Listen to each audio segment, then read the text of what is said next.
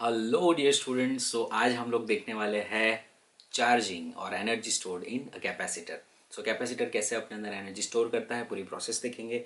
अच्छा, ये पूरा जो इक्वेशन है वो दो तरीके से एनसीईआरटी में दिया हुआ है। ये जो बहुत सिंपल तरीके से इंटीग्रल मेथड से दिया हुआ है, लेकिन एक जो डेरिवेशन है उसको थोड़ा बहुत कॉम्प्लिकेट किया हुआ है समेशंस एंड अप्रोक्सीमेशंस लेकर। तो चलिए इसी कॉम्प्लिकेट चीज़ को सिंपल बनाते हैं, शुरू करते हैं।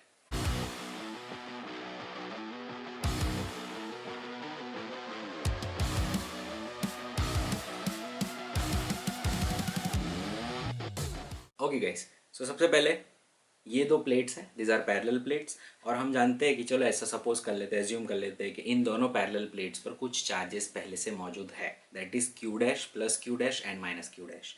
अभी इन चार्जेस के होने की वजह से बट ऑब्वियस है there will be some potential difference between two plates, let us say that is we. और ये वी जो पोटेंशियल डिफरेंस है वो अब आने वाले जो दूसरे चार्जेस होंगे वो भी चार्ज होना शुरू करेंगे, मतलब डिस्प्लेसमेंट शुरू होगा। तो कैपेसिटर में एनर्जी स्टोर तब होती है जब एक प्लेट से दूसरे प्लेट पर चार्जेस डिस्प्लेस करते हैं। हम कहेंगे फिजिकली तो डिस्प्लेस नहीं करते, लेकिन कुछ ऐसी प्रोसेस होती है जिससे एक प्लेट पर पार्शियल पॉजिटिव चार्ज और दूसरे प्लेट पर पार्शियल नेगेटिव चार्ज डेवलप होता है। तो बच्चों, ये जो पार्शियल पॉजिटिव चार्ज और पार्शियल नेगेटिव चार्ज आता है तो उन्हें लाने के लिए कुछ ना कुछ छोटा सा वर्क डन करना पड़ता है, और यही छोटे छोटे वर्क डन का एडिशन पूरे कैपेसिटर की एनर्जी बनता है। तो ये कैपेसिटर के अंदर जो आने वाली एनर्जी है that is nothing but work done to bring all those charges from this plate to that plate. Fine, तो ये पूरा चार्ज जब क्यू बन जाएगा, एक पूरी प्लेट पर पूरा चार्ज प्लस क्यू आ जाएगा और दूसरी प्लेट पर पूरा चार्ज माइनस क्यू आ जाएगा, तब जाकर हम कहेंगे कैपेसिटर फुल्ली चार्ज हो चुका है। राइट, तो चलिए ये प्रोसेस को हम लोग समझते हैं एंड डेरिवेशन की बात करते हैं। तो बच्चों, इनिशियली समझ लो कि ये हमारी दोनों प्लेट्स है ना, और इन दोनों प्लेट्स पर कुछ ना कुछ चार्जेस पहले थे। लेट अस से इसके ऊपर क्यू डैश था माइनस एंड इसके ऊपर प्लस क्यू डैश था। तो हमने छोटा सा डेल्टा क्यू डैश चार्ज जो पॉजिटिव है उसको मान लो यहाँ से यहाँ पे लाए, सॉरी नेगेटिव है उसको मान लो यहाँ से यहाँ तक लाए। तो बट ऑब्वियस है जो जगह छोड़कर आया है अब वहाँ पे पॉजिटिव चार्ज हो जाएगा क्योंकि एब्सेंस ऑफ नेगेटिव चार्ज हो गया। तो बच्चों ये कहलाता है एब्सेंस ऑफ नेगेटिव चार्ज, तो इसे हम पॉजिटिव से डिनोट किया जाता है। और क्योंकि फिजिकली कोई चार्ज को हम लेकर आए तो वहाँ पे हमने नेगेटिव चार्ज बताया हुआ है। तो बच्चों ये प्रोसेस जो है वो छोटे छोटे चार्जेस को एक जगह से दूसरी जगह पर, एक जगह से दूसरी जगह पर धीरे धीरे धीरे धीरे धीरे लाकर पूरी प्लेट्स को, एक प्लेट को पॉजिटिव चार्ज किया जाता है, दूसरी प्लेट को नेगेटिव चार्ज किया जाता है। अच्छा, तो वर्क डन जो होगा वो डिपेंड करेगा इस वोल्टेज V पर। ये V कितना होगा? सो इनिशियली Q डैश जो चार्ज था वो डिवाइडेड बाय कैपेसिटेंस C, इसी रेशियो का हम वोल्टेज कहेंगे V। नाउ वर्क डन, जो छोटा सा वर्क डन होगा डेल्टा Q डैश को लाने के लिए, तो the work done will be छोटा सा delta W is equals to Q into V. पर Q कैसा है हमारा? छोटा सा Q है, मल्टीप्लाइड बाय V आपका होगा Q डैश बाई C। अच्छा बच्चों, ये इक्वेशन को बहुत गौर से देखिए, ये बहुत ही सिंपल इक्वेशन है ना। जो सिंपल इक्वेशन क्या दिखा रही है, सॉरी, ये जो सिंपल इक्वेशन है वो क्या दिखा रही है?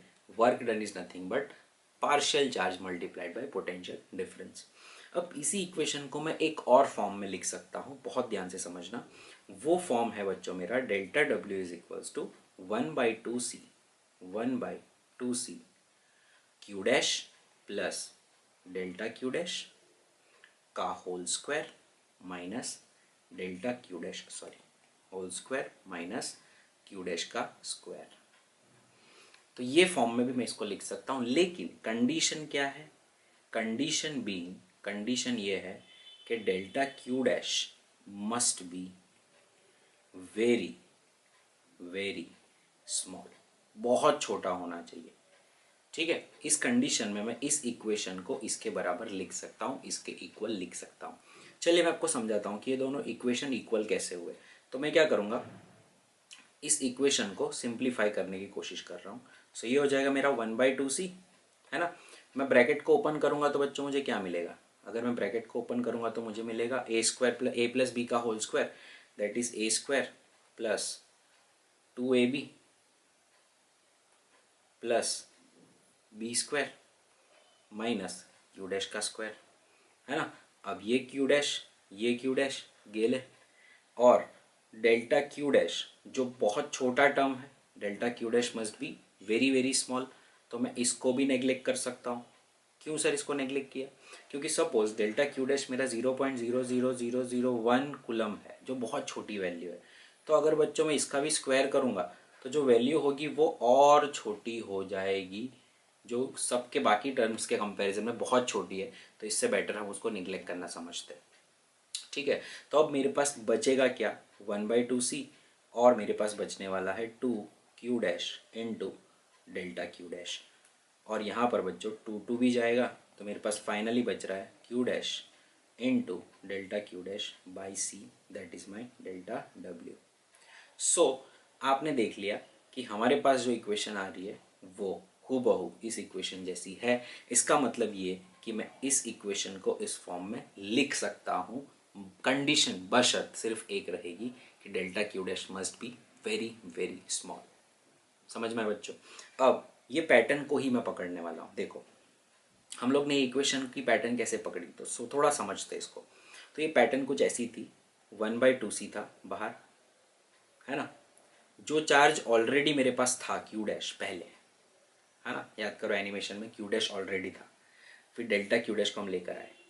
तो क्यू डैश के साथ थोड़ा डेल्टा क्यू डैश और लाने के लिए मैंने छोटा सा वर्क डन डेल्टा डब्ल्यू किया हुआ है, ठीक है।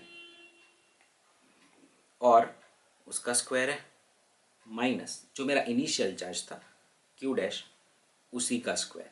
तो ये पैटर्न बच्चों में क्या कह रही है, ये पैटर्न ये कह रही है कि कैपेसिटर 1/2c जो पहले से चार्ज मौजूद है, समझना इस पैटर्न को समझना बहुत ज़रूरी है, क्योंकि आगे मैं इक्वेशन को एक्सपांड करूंगा तो मैं इसी पैटर्न को फॉलो करने वाला हूँ। जो चार्ज मेरे पास ऑलरेडी था वो, प्लस कुछ चार्ज जो मैं लेकर आया अभी, जिसको मूव किया, क्योंकि ये वर्क डन इसे मूव कराने के लिए मैं कर रहा हूँ, ठीक है। तो डेल्टा क्यू डैश को मूव कराया मैंने, माइनस मेरा जो इनिशियल चार्ज था उसका स्क्वायर। तो इनिशियल चार्ज, पैटर्न वापस रिपीट कर रहा हूँ मैं, initial charge plus delta Q dash का whole square minus Q dash का स्क्वायर जो इनिशियल चार्ज है मेरा, ठीक है बच्चों। तो इनिशियली सबसे पहले जब पहले हुआ होगा इनिशियली, वेरी इनिशियल स्टेज पर, तो इनिशियली तो प्लेट पर कोई चार्ज रहा नहीं होगा, प्लेट तो पूरी खाली होगी, है ना। तो यहाँ पे जो इनिशियल क्यू डैश था उसकी जगह पे पहले ज़ीरो हुआ होगा, जब सबसे पहले चार्ज मूव होना स्टार्ट हुआ होगा, प्लस डेल्टा क्यू डैश का होल स्क्वायर माइनस ज़ीरो का स्क्वायर, है ना। 1/2c इज इक्वल्स टू छोटा सा वर्क डन। अब बच्चों मैं करूँगा क्या पता है, जब तक मैंने पहली बार डेल्टा क्यू को लाया था मैं यहाँ से यहाँ पे, है ना, डेल्टा क्यू डैश को मैं पहली बार यहाँ से यहाँ पे लाया, ऐसे सारे डेल्टा क्यू डैश को मैं धीरे धीरे धीरे धीरे धीरे धीरे लाने वाले जितने भी डेल्टा वर्क डन है सबको ऐड करते जाऊँगा। क्या करना है मुझे, ऐड करना है। ये एक इंटीग्रेशन की मेथड है, बट बहुत ही कन्वेंशनल, बहुत ही हम कह सकते पुरानी मेथड है। पहले समेशन से किया जाता था, फिर इंटीग्रेशन को डिस्कवर किया गया, और उसके बाद इंटीग्रेशन के बाद तो आपको पता है कि चीज़ें कितनी सिंपल हो जाती है, ठीक है। तो वो हम सिंपल करके भी सॉल्व करेंगे, लेकिन इसे समझना बहुत ज़रूरी है। चलिए समझते हैं। तो पहले कुछ नहीं था, ज़ीरो था, मैंने डेल्टा क्यू डैश को लेकर आया तो उस पूरे टर्म का स्क्वायर माइनस पहले जो ज़ीरो था उसका स्क्वायर, तो ये मेरा डेल्टा डब्ल्यू 1 पहला वर्क डन हुआ, प्लस दूसरा वर्क डन मेरा होगा 1/2c, क्योंकि अब ऑलरेडी डेल्टा क्यू डैश आ चुका था, प्लस और डेल्टा क्यू डैश को लाना है उसका स्क्वायर, माइनस पहले से डेल्टा क्यू डैश था उसका स्क्वायर, ठीक है, प्लस 1/2c, है ना। अब कितने थे, कितने आ चुके हैं, 2 डेल्टा क्यू डैश आ चुके हैं, है ना, प्लस डेल्टा क्यू डैश एक और लेकर आया उसका square, minus 2 delta Q dash जो इनिशियली मेरे पास था उसका स्क्वायर, प्लस ये परंपरा पूरी चलती जाएगी बच्चों, 3 delta Q dash plus extra delta Q dash लेकर आया उनका square minus 3 delta Q dash का स्क्वायर, है ना बच्चों। तो ये प्रोसेस चलनी है चलनी है चलनी है। सर कब तक चलनी है? ये तब तक चलनी है जब जब आखिर में आपका ये जो चार्ज हो रहा है ना आपका, वो सीधा पूरा के पूरा क्यू नहीं हो जाता। जब पूरा के पूरा क्यू हो जाएगा उसका स्क्वायर होगा माइनस, अब यहाँ पे किसका स्क्वायर आएगा, तो यहाँ पे बच्चों होगा Q minus delta Q dash का स्क्वायर होगा, ठीक है। फाइन।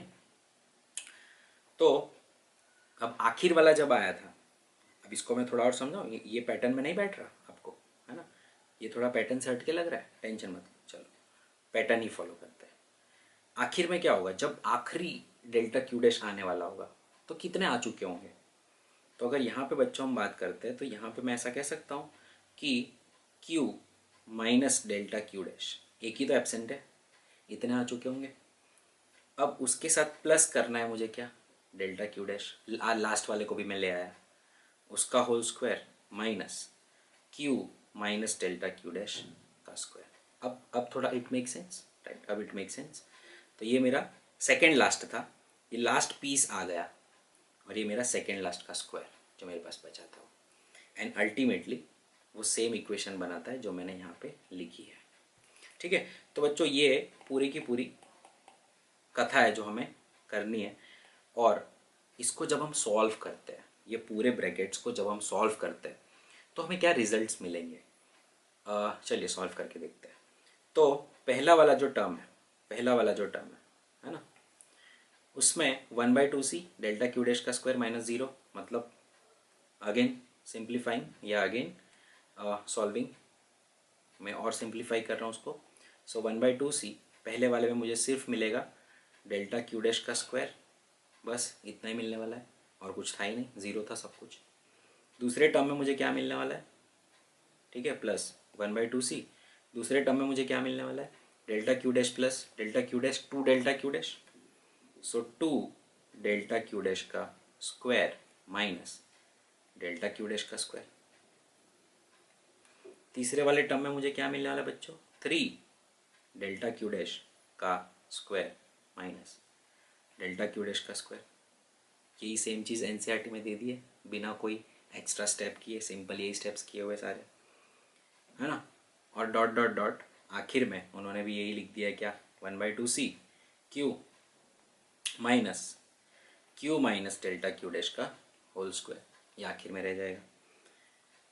अब इसको फर्दर सिंप्लीफाई करते हैं, फर्दर सिंप्लीफाई,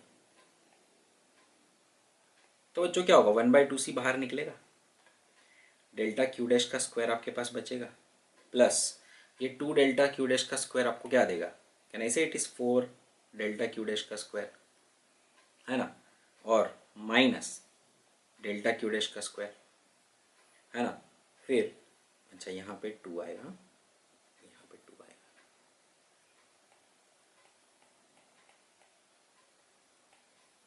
यहाँ पे 2 आएगा, मेक श्योर, क्योंकि यहाँ पर 2 था ऑलरेडी। फाइन, चलिए अभी अब हमारा क्या आएगा, इसको मैं सॉल्व करूँगा तो +9 डेल्टा क्यू डैश का स्क्वायर, ये पैटर्न फॉलो होगी, -4 डेल्टा क्यू डैश का स्क्वायर, फिर आएगा +16 डेल्टा क्यू डैश का स्क्वायर -9 डेल्टा क्यू डैश का स्क्वायर, +25 डेल्टा क्यू डैश का स्क्वायर -16 डेल्टा क्यू डैश का स्क्वायर। मतलब हो क्या रहा है, आप यहाँ पे बच्चे सिर्फ देखो, delta Q dash delta Q cancel कर रहे हैं, मतलब नेक्स्ट टर्म का जो लास्ट है वो उसके आखिरी को कैंसिल कर रहा है ना। ये 9 क्यू डैश को ये कैंसिल कर रहा है, ये वाला रहेगा, फिर इसको ये कैंसिल करेगा, ये वाला रहेगा। तो वैसे आखिर में जो कौन बचता था, डैश डैश डैश डैश करके क्यू स्क्वायर बचता था, है ना। देख लो आखिर में कौन बचता था, क्यू स्क्वायर बचता था, q square minus q minus delta Q dash का whole square, q square minus q minus delta Q dash का होल स्क्वायर। आखिर में ये भी कैंसिल हो जाएगा, सिर्फ यही बचने वाला है। तो आखिर में हमारे पास बच्चों क्या रह जाएगा, आखिर में हमारे पास रह जाएगा 1/2c multiplied by Q square, that is equals to my total energy U, total energy U। So finally हमें मिलेगा U is equals to Q square by 2c। I hope बच्चों आपको समझ में आया होगा। I have tried as simple as possible, मैंने सारे स्टेप्स करके आपको दिखाया, और इससे भी सिंपल तरीका integral method. So integral method is very easy. Integral method में करना कुछ नहीं है, जो छोटा सा dw है, छोटा सा work done to bring a छोटा सा dq वाला चार्ज, या हम कह सकते हैं उसको dq डैश वाला चार्ज, है ना, multiplied by q dash by c, उसका ही हमें इंटीग्रेशन करना है 0 से लेकर q तक। तो क्यू डैश का डी क्यू डैश के रिस्पेक्ट में आएगा q dash square by two, नीचे सी तो रहेगा ही, from zero to q, and again putting the limits you will be getting q square by two c, that is the formula of energy. अब energy का कोई एक formula तो है नहीं, इसके और दो फॉर्मूलाज है, वैसे तो तीन है, तीनों बता देता हूँ। पहले Q इज इक्वल्स टू, इसको रिप्लेस करेंगे, Q equal to c v put करेंगे, फिर C को रिप्लेस करेंगे, C equal to Q by v put करेंगे, ठीक है। तो Q equal to c v put करेंगे तो हमें U मिलेगा C square v square by two c, तो हमें मिलेगा हाफ सी वी स्क्वायर, ठीक है। और C is equals to Q by V अगर पुट करते हैं यहाँ पर तो हमें मिलेगा U is equals to Q square by two Q by V, so Q से Q गेले, सो आपको क्या मिलने वाला है, half Q V, so U is equals to half Q V, as simple as that.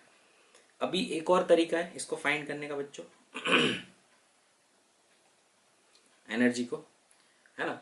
तो एनर्जी को फाइंड करने का जो तरीका है हमारा वो कौन सा है, सो दूसरा है बच्चों एनर्जी को फाइंड करने का तरीका, ये वाला इक्वेशन को पकड़ो और C is equals to epsilon naught A by D put करना है and voltage is equals to electric field into distance put करना है, ठीक है। अगर हम इसे पुट करते हैं तो हमें मिलेगा energy is equals to 1/2 into epsilon naught A by D multiplied by electric field का स्क्वायर इंटू डी का square, so D will again be gone, so U is equals to half epsilon naught E square into A D. अब sir ये A D क्या है, सो capacitor का जो plate area है वो और कैपेसिटर के दो प्लेट के बीच का जो डिस्टेंस है वो, that will be forming A D, and A D is nothing but volume of capacitor. Area into distance आप करते हो ना, ये एरिया मल्टीप्लाइड बाई ये डिस्टेंस अगर आप करते हो, so that will be giving me the volume of capacitor. So energy per unit volume जो मुझे मिलता है half epsilon not E square. बहुत ही लेटेस्ट नेशनल एग्जाम में ये क्वेश्चन पूछा गया था अभी अभी फिलहाल 2021 में, ठीक है बच्चों। सो आई होप आपको सारे कॉन्सेप्ट्स पता चले होंगे एंड बहुत ही अच्छे से क्लियर हो चुका होगा कि कैसे कौन सा डेरिवेशन में कौन से टर्म क्या रिप्रेजेंट करते हैं। Okay, thank you so much for giving your time.